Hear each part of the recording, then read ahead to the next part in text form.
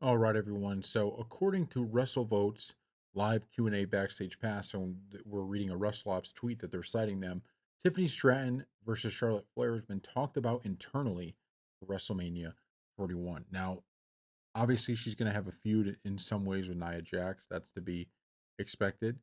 But I got to say this, I would love to see this. And I think, so we've seen reports Tiffany Stratton is viewed backstage as a rising star, right? She is just viewed as one of the better up and coming stars in the company. The fan base loves her. Obviously, they love, Tiffy time, all of that kind of stuff.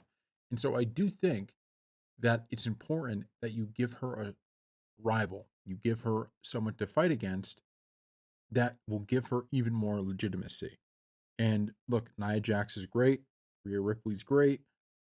There's a ton of great women's wrestlers that are currently on the roster, but Charlotte Flair to me stands out as one who could really do a huge, huge job of giving legitimacy to Tiffany Stratton in a lot of ways. I think beating her, it's just going to add. It's like anytime a veteran, it's like John Cena, right? John Cena comes back immediately. There's a level of legitimacy to whatever match he's a part of, regardless of he if he hasn't been there for 3 years or if he was there, every Raw. It wouldn't matter.